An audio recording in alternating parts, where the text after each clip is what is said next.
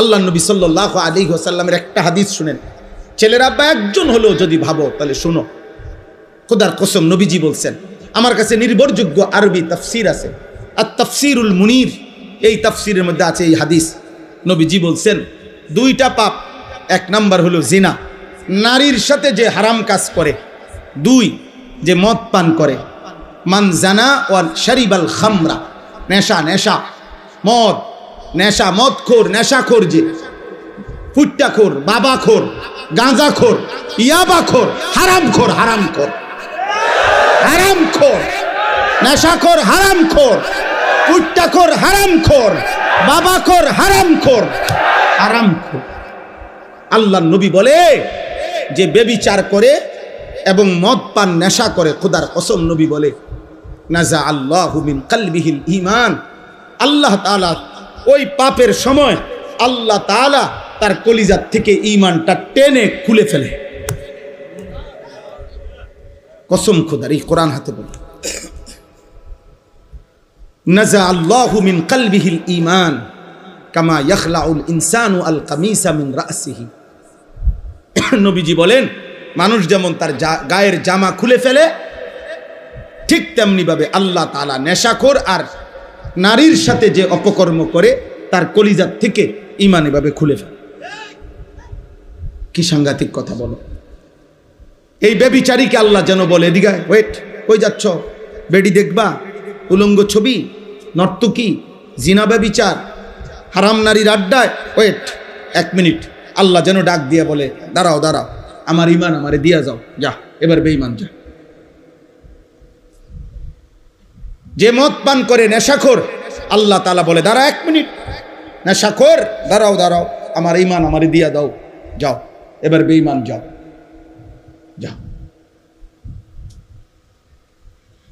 নবীজির একজন বিখ্যাত সাহাবী ছিল আবু দারদা, সাহাবাদের মধ্যে সবচেয়ে বেশি ইবাদত করতেন যিনি, আবু দারদা সাইয়্যিদুজ যুহাদ, দুনিয়া বিমুখ আখিরাতমুখী সাহাবাদের মধ্যে যিনি সর্দার ছিলেন, ওনার নাম ছিল আবু দারদা রাদিয়াল্লাহু তাআলা। নবীজি ওনাকে 3টা ওসিয়ত করছিলেন। উনি নিজে বলছে, আমার বন্ধু আমার নবী আমাকে 3টা ওসিয়ত করছে। 1 নাম্বার, লা তুশরিক বিল্লাহ ওয়া ইন কুত্তিতা আও হুররিকতা। বলছে আবু দারদা, যদি তোমাকে গলা কাইটা হত্যাও করে, যদি তোমাকে আগুনে পুড়িয়েও ফেলে, আল্লাহর সাথে শিরিক করো না। কি করো না? শিরিক করো।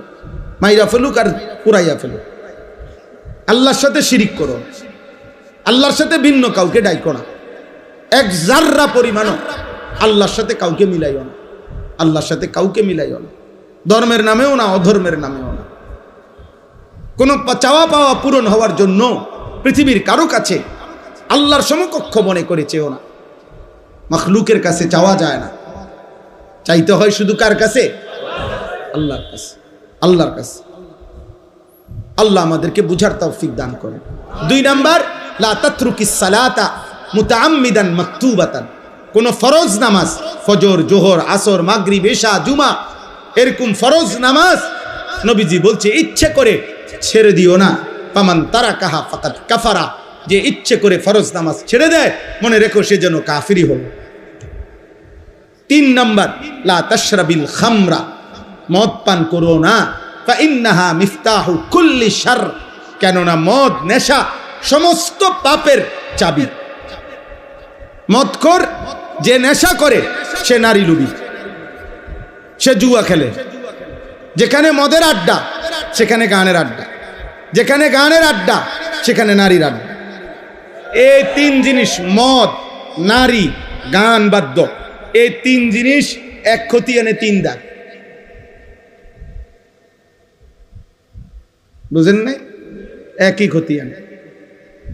যেখানেই মদের আড্ডা সেখানে নারীর আড্ডা, সেখানে গানের আড্ডা, এই 3টে একসাথে চলে। নাউজুবিল্লাহ, নাউজুবিল্লাহ। দয়া করে গুনার থেকে ফিরে।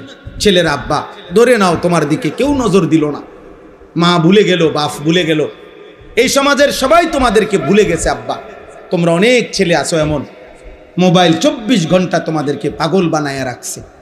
নারী দেখতে দেখতে, ছবি দেখতে দেখতে, অশ্লীল দৃশ্য দেখতে দেখতে আজ তুমি মাথার চুল থেকে পায়ের নখ দিয়া এই পুরা বডিতে কোথাও তুমি বুঝাইতেও পারতা না যে তুমি মুসলমান কেমন,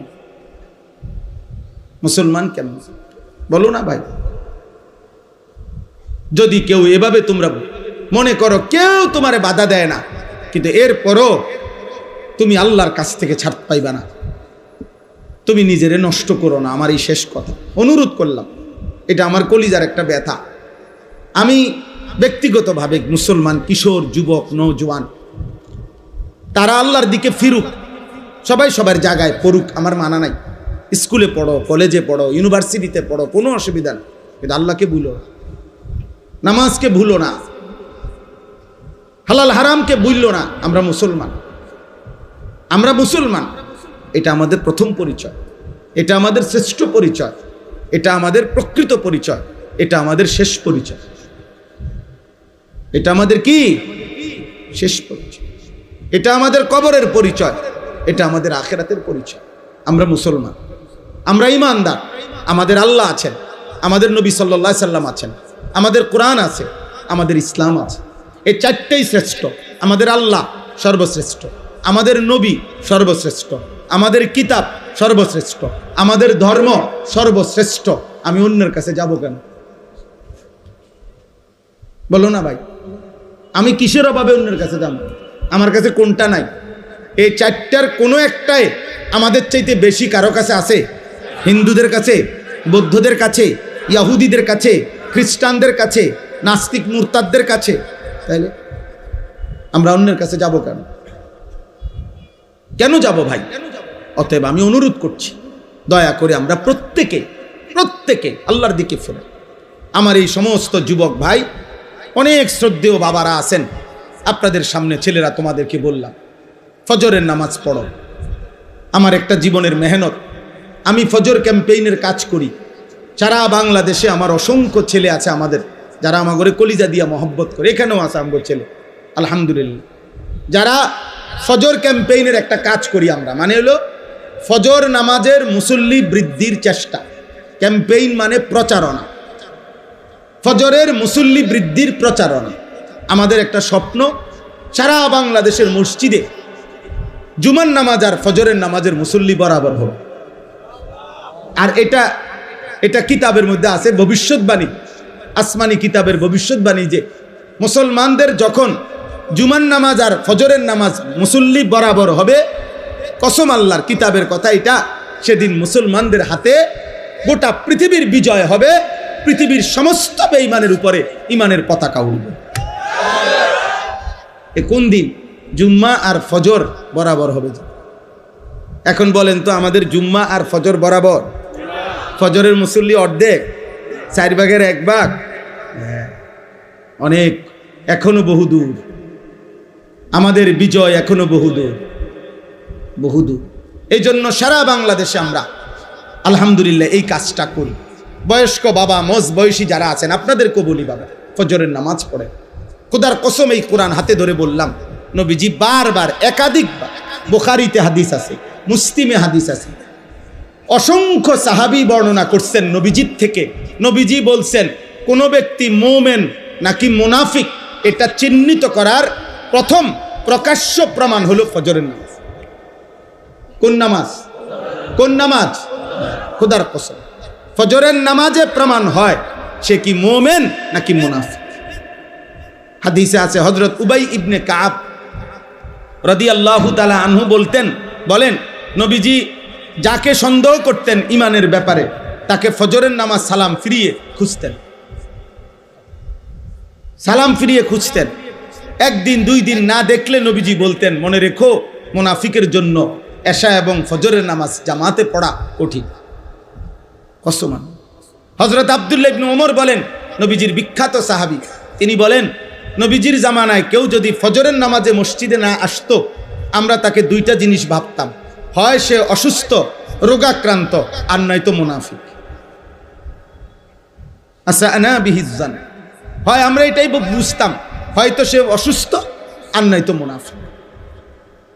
নবীজি, বুখারীর হাদিস আছে, নবীজি সাল্লাল্লাহু আলাইহি সাল্লাম ফজরের নামাজের গুরুত্ব বলে আল্লাহর নবী বলছেন, আমার মন চায় জামাতের ওয়াক্ত হইলে একজনকে বলি ইমামতি করো, আর আমি নিজে কিছু লোক নিয়া লাকড়িতে আগুন ধরাইয়া আমার মন চায় ইলা কওমিন লা ইয়াশহাদুনাস সালাহ, যারা ফজরের জামাতে আসে নাই, আমি তাদের ঘরগুলোতে যাই, ফা উহাররিকা আলাইহিম বুয়ুতাহুম বিন্নার, অতঃপর তাদের ঘরগুলো তাদেরকে শুদ্ধা আগুনে পোড়ায় দেয়।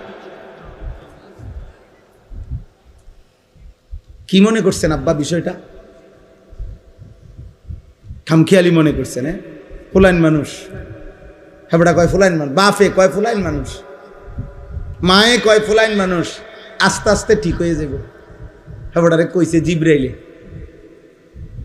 হেবড়ারে কইছে 18 বছরের এখনো বলে ছোট ফুলাইন, এটা আস্তে আস্তে ঠিক হইব। ধরেন 85 বছর বয়স যখন হইব আল্লাহর রহমতে, তখন তারের মতো সোজা হয়ে যাবে। কারণ তখন তার শরীরে আড্ডি গুড্ডি গিরাগাড়ি জোরাজারি সব ছেড়ে দিছে, তখন সোজা না হইয়ার উপায় আসেনি। হ্যাঁ, এটা নিয়ে সোজা হওয়া। তাইলে আস্তে আস্তে ফেলে রাখলে, অযত্নে অবহেলায়, মনে রাখবেন কোনো জিনিস অযত্নে অবহেলায় ঠিক হয় না, নষ্ট হয়। লোহাও যদি মাটির উপরে ফেলে রাখে, মাটি লোহা হয় না, লোহা মাটি হয়ে যায়। এজন্য উপযুক্ত সন্তানও যদি অযত্নে অবহেলায়, পরিচর্যাহীন, ঈমান আমল আখলাকের নজরদারি শক্তভাবে যদি না ধরে রাখেন, তাইলে আস্তে আস্তে অসৎ বন্ধু, অসৎ চরিত্রহীন আর মোবাইলের আসক্তিতে একদিন নষ্ট হয়ে পচা গলা দুর্গন্ধ ছুটবে, দুর্গন্ধ। আমার ভাই, অতএব ফজরের নামাজ আলহামদুলিল্লাহ, আপনারা যারা এই কি যেন নাম আপনাদের, এটা বাকড্ডা সামাজিক উন্নয়ন ফাউন্ডেশন, আপনাদের অনেকের গায়ে সুন্দর গেঞ্জি দেখছি। আপনারা এই গেঞ্জি পড়ুয়া সবাই আপনাদের ফাউন্ডেশনের যারা মুরব্বী আছে, আপনাদেরকে নিয়ে নওজোয়ান ভাই তোমরা ফজরের কাজ করো। আমি একটা তোমাদেরকে বললাম যে কাজটা কি, একদম সহজ কাজ, সহজ বুদ্ধি। একজন ছেলে, যুবক, কিশোর সিদ্ধান্ত নিবে আমি ফজরের নামাজ জামাতে পড়ব, আমার একজন বন্ধুকে ফজরের জন্য জাগাবো। এর দূরে আমাকে কাম, আমি ডাকবো তাকে, সে ডাকবে আমাকে। দুই দোস্ত পরস্পর সমঝোতা করে নিবে, বন্ধু তুমি আগে উঠলে আমারে উঠাইও, আমি আগে উঠলে তোমারে উঠাইব। ইনশাআল্লাহ কোরআনের বক্তব্য দ্বারা বোঝা যায় দুই বন্ধু একজন আরেকজনকে নেক কাজে সহযোগিতা করবে। খোদার কসম, আল্লাহ কিয়ামতের দিন বলবে, ও বন্ধুরা যারা একে অপরকে নেক কাজে সহযোগিতা করেছিলে, একসাথে বন্ধুরা হাত ধরাধরি করে জান্নাতে ঢুকো।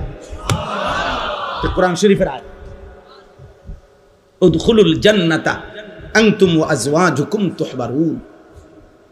নেক কাজের বন্ধুরা একে অপরকে হাত ধরাধরি করে জান্নাতে ঢুকো।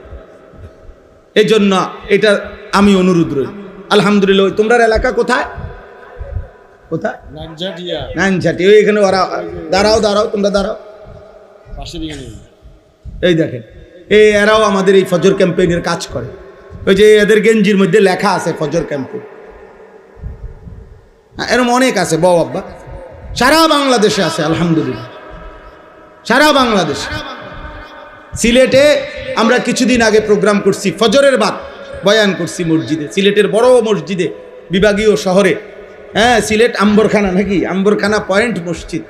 ফজরের ওয়াক্তে এলাকাবাসী, ওই যে ও সিলেটের আজকে আসছে, হে বলতেছে কয় তার আত্মীয় রাত্রে 3:30 বাজেই আপনার মোটর সাইকেল দিয়ে দূর জায়গার থেকে ফজরের জামাত ধরছে। পুরা 3 তালা মসজিদ, সব তালা কানায় কানায় পূর্ণ হয়েছে ফজরের জামাত। আমার এটা কোনো দল না, সংগঠন না। আমি বিগত নির্বাচনেও পারতি না, সামনে নির্বাচনেও পারতি না, আমার এটা নাই। আমি এটি বুঝি কম, বুঝেন নাই? আমি বুঝি আল্লাহর কথা বলা।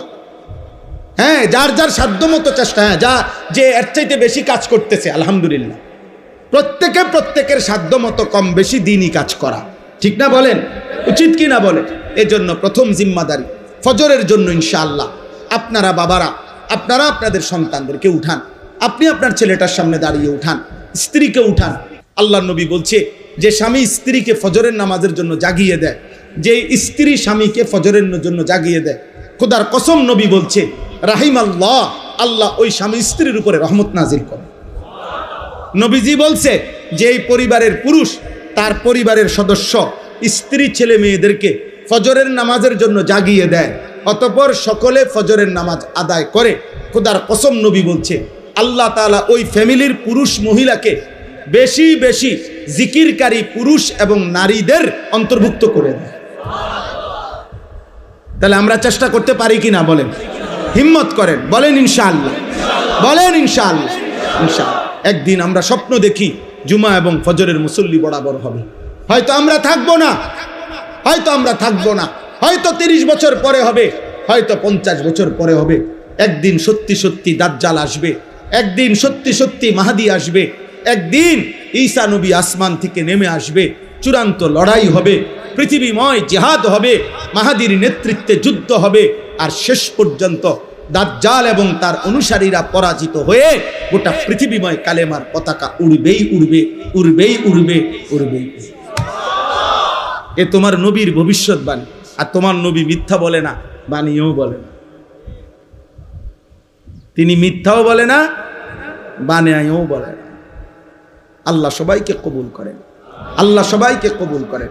আপনাদের এই সামাজিক উন্নয়ন ফাউন্ডেশন, আপনাদের কাছে আমার অনুরোধ, আপনাদের সামাজিক উন্নয়ন 2 ভাগে হবে ইসলামের দৃষ্টিকোণে। এই শেষ কথা মনে রাখেন। 1 নাম্বার হলো সামাজিক উন্নয়নের 2 অংশ থাকতে হবে। 100 টাকায় 60 টাকা আর 40 টাকা কমপক্ষে 2 ভাগ করতে হবে, সমান সমান না। 60 টাকা হবে একদিকে, 40 টাকা হবে একদিকে। 60 টাকা দিয়া কি করবেন? 60 টাকা দিয়া মানুষের আখেরাতমুখী জীবন গঠনের জন্য আয়োজন করবেন। সূরা শিখবে, কেরাত শিখবে, দোয়া শিখবে, দিন শিখবে, কালেমা শিখবে, নামাজ শিখবে, ইসলাহি মাহফিল হবে, মসজিদ ভিত্তিক বয়ান হবে, এবং মহল্লায় মহল্লায় সকালবেলা ফজরের পরের ভোরের মক্তব বাচ্চারা শিখবে। সন্ধ্যা, আসর, মাগরিব, এশা যে কোনো এক ওয়াক্তে বয়স্করা প্রয়োজন পরিমাণ দিন শিখবে, সূরা কেরাত শিখবে। একবার 10 মিনিট হোক। মনে করেন আলহামদুলিল্লাহ, এইটাই ইমাম সাহেব মনে করেন 10 মিনিট মস্ক করায় দিছে মুরব্বীদেরকে। এর দূরে শুধু আজকে এর দূরে পড়া যান ছুটি, কালকে আবার বাকি না। কথা বোঝেন নাই? অর্থাৎ আপনি ব্যস্ত, কোনো অসুবিধা নাই, কিন্তু আমরা তো দেখি, আমরাই তো দুনিয়াতে চলি। বয়স্ক লোকের ব্যস্ততা কি? এ গুইরে চা দেওয়া, এ বিড়ি বন, বন, চা, বিড়ি, আর এ গপ, আর শুধু গপ। একেবারে গোটা পৃথিবীর দোষ। মেম্বর বালানা, চেয়ারম্যান বালানা, এমপি বালানা, এতের ফুট বালানা, হেতের জি বালানা, এতে আড়ে কেমনে, হেতে নাচে কেমনে, এ বৈশা বৈশা একজনে জুলদাই দিছে, মাশাআল্লাহ চলছে। এবারে এক একজনের দেখবেন কুদ্দা উইটা লাফায়। আরে রাখ বেটা, আমি বুঝাইতে আছি, রাখ তুই, হন আমার কথা না হন। ঘাম বাইয়া বাইয়া পড়তে আছে। এ কি বুঝায়, কি বুঝায় কেউ কইতেছে না। কারে বুঝায়, কীর্ত বুঝায়। এখান থেকে বৈশা জাতিসংঘের বুদ্ধি দেয়। আমি তো সবসময় বলি পৃথিবীর সবচেয়ে বেশি বুদ্ধিজীবী বাংলাদেশের চা দোকানে। একটা ডাইরেক্ট যে খনিটা, এটাই চা দোকান। মেন জাতীয় সম্পদ আমাদের দেশের, মেন সম্পদ যে জাতীয় যে সম্পদটা, যে চা দোকানে থাকে। শুধু বদনাম, শুধু গীবত, শুধু বেহুদা, বেহুদা কথা। উনি এই সারা দেশের বুদ্ধি দিবে, সারা পৃথিবীর বুদ্ধি দেয়। দোকানদারে আজকে 3 মাস টাকা পায়, আজ 260 টাকার লেগে বেড়া মনে পর্যন্ত 50 বার কইছে। কয় শুধু লিখে রাখ, দোকানদাররা কয় শুধু লিখে রাখ। বুদ্ধি দেয় জাতিসংঘের। আপনি এত বুদ্ধির কি দরকার চাচা? আপনি টাকা না দিয়ে লাগবেন বেটা, আপনি বেহুদা বুদ্ধি দেন কেন? এগুলা ফালতু কাজ কিনা বলেন? এই সময়টা জিকির করলে, একবার সুবহানাল্লাহ পড়লে, খোদার কসম নবী বলছে উহুদ পাহাড়ের চাইতে ভারী নেকি হয়। একবার আলহামদুলিল্লাহ পড়লে উহুদ পাহাড়ের চাইতে ভারী নেকি হয়। একবার সুবহানাল্লাহ পড়লে জান্নাতে একটা খেজুর গাছ রোপণ হয়। নবীজি বলছে একবার পড়লে, আপনি 1000 বার পড়েন, আপনি 100 বার পড়েন, আপনি আল্লাহর কোরআন। হুজুর বুড়া মানুষ, আমি আগের মতো বয়স নাই, আচ্ছা ধরে নিলাম নাই, আপনি 1 শব্দ পড়তে পারতেন না? কথাটা বলেন না। আপনি এদুর কন আলহামদুলিল্লাহ বলেন তো, আলহামদুলিল্লাহ। আলহামদুলিল্লাহ। এইটাই মনে করেন 10 বার বলে ছুটি। আপনি এদ্দুর পড়তে এদ্দুর সময়ও নাই, এদ্দুর শরীরেও কুলাইতো না আপনার। তা এইভাবেও যদি 6 মাস পড়তেন তাইলেও দেখা গেছে 4টা সূরা 5টা সূরা আত্তাহিয়াতু দুরূদ শরীফ ঠিকা হয়ে যেত। না ওটার শরীর চলে না। আখেরাতের কথা বললে না ওনার কইয়া লাভ নাই, এই বয়স নাই, না নাই আগের এই বয়স নাই, ও এ নাই। কিন্তু মাশাআল্লাহ ভাত খাইছে এই মাত্র, আবার আপেল, মালটা, চা, বন সব চলছে পরপর। এই বয়সটা আছে, শুধু এই আলহামদুলিল্লাহ পড়ার বয়সটা নাই। মাশাআল্লাহ ভাতের থালার বয়স পুরা আছে, এখানে কোনো বুড়া। এই জন্য বয়স্ক লোক রাগ হইয়েন না, আপনাদেরকেও বললাম আপনারা দিন শিখেন, আপনারা আপনাদের ছেলেদেরকে উৎসাহিত করেন এই সামাজিক উন্নয়ন ফাউন্ডেশনের ভাইদের কাছে। তাহলে আমার প্রথম আবদার হলো 60 টাকা খরচ হবে আখিরাতমুখী জীবন গঠনে। বলেন কিসে? 40 টাকা ব্যয় হবে মানুষের দুনিয়াবি প্রয়োজনে, অর্থাৎ গরিব, অসহায়, নিরন্ন, বঞ্চিত, এতিম, দুস্থ, অসুস্থ, এই জাতীয় সামাজিক কল্যাণে ব্যয় হবে। এটা হলো 40 টাকা, মানে দ্বিতীয় কাজ। প্রথম কাজ মানুষের আখিরাতের জীবনের উন্নয়ন। এই জন্য দুটোটাই করা একটি ইসলামী সামাজিক সংগঠনের দায়িত্ব। আল্লাহ আমাদেরকে বুঝার তৌফিক দান করেন। আপনাদের কাছে শেষ কথা হলো, আমি ব্যক্তিগতভাবে আমার মাদ্রাসায় কুমিল্লা ক্যান্টনমেন্ট ময়নামতি সাহেবের বাজার, ওই মাদ্রাসা আজকে 11 বছর আলহামদুলিল্লাহ। আমার সেই মাদ্রাসায় এখন 534 জন ছাত্র আছে, 34 জন শিক্ষক কর্মচারী আছে। আজকে 11 বছর রানিং মাদ্রাসার, আলহামদুলিল্লাহ মাদ্রাসা চলতেছে। তো আমার একটা জীবনের স্বপ্ন, মুসলিম কিশোর যুবক নওজোয়ান স্কুলে পড়ুক, কলেজে পড়ুক, ইউনিভার্সিটিতে পড়ুক, এবং সাধারণ শ্রেণী মুসলমান যে কোনো বয়সী বছরের যেই কোনো দিন যেটুকু সময় যার আছে আমাদের ওই মাদ্রাসায় যাবে, দিন শিখবে। অজু, নামাজ, সূরা, কেরাত, দোয়া, কালাম, রুকু, সেজদা, এই আশা নিয়ে আমরা একটা বড় জায়গা কিনছি। 115 শতক, 1 একর 15.5 শতক জায়গা কুমিল্লা ক্যান্টনমেন্টের পাশে আমরা এটা কিনছি। 2,67,00,000 টাকা এই জায়গাটার দাম। উদ্দেশ্য হইল এটাই যে মুসলমান যে আসবে যখন দিন শিখবে তখন, যার সময় যতক্ষণ দিন শিখবে ততক্ষণ। এই আশা যে আমরা আজকে 2 বছর ভাঙ্গা ভাঙ্গা ফাঁকে ফাঁকে মাদ্রাসার বন্ধকালীন সময়ে স্কুল কলেজের ছেলেদের জন্য দিন শিখার আয়োজন করি। আগামী 13 তারিখ এই মাসের 13ই জুন দ্বিতীয় শনিবার, প্রত্যেক মাসের দ্বিতীয় শনিবার আমাদের মাদ্রাসায় মাসিক মাহফিল হয়। তো এই মাসের প্রোগ্রামে 13ই জুন সকাল 8টা থেকে রাত 9টা পর্যন্ত, এশা পর্যন্ত ধারাবাহিক 30 বছরের নিচে স্কুল কলেজ ইউনিভার্সিটির ছেলেদের জন্য এই দিন শিখা তারবিয়াতি কোর্স হবে। 8টা থেকে 1টা 15 পর্যন্ত অজু, নামাজ, সূরা, কেরাত, দোয়া, কালাম শিখানো হবে। আমাদের মোট বড় ছাত্র হাফেজ এবং উস্তাদ মিলে 100 জন মুআল্লিম আছে প্রশিক্ষণপ্রাপ্ত এই কাজটার জন্য। আমাদের নির্ধারিত সিলেবাস আছে, ছোট সূরা, কেরাত শিখাই আমরা। আর জোহরের পরে 2:30টা থেকে এশা পর্যন্ত নসিহত হবে। আমার শায়েখ আল্লামা মুফতি মুশতাকুন নবী কাসিমি হুজুর বয়ান করবেন, এবং মাগরিবের পরে আমাদের বাংলাদেশের জননন্দিত বক্তা আল্লামা মুফতি আরিফ বিন হাবিব দামাত বারাকাতুহুম হযরত ইনশাআল্লাহ বয়ান করবেন, এবং আমি নিজেও আল্লাহ হায়াতে বাঁচাইলে থাকবো। যুবক ভাই, তোমাদের কাছে অনুরোধ, যার সুযোগ হয় আমাদের ওই মাদ্রাসায় যাওয়ার চেষ্টা করবেন। গাড়ি ভাড়া দিয়ে যাবেন, গাড়ি ভাড়া দিয়ে আসবেন।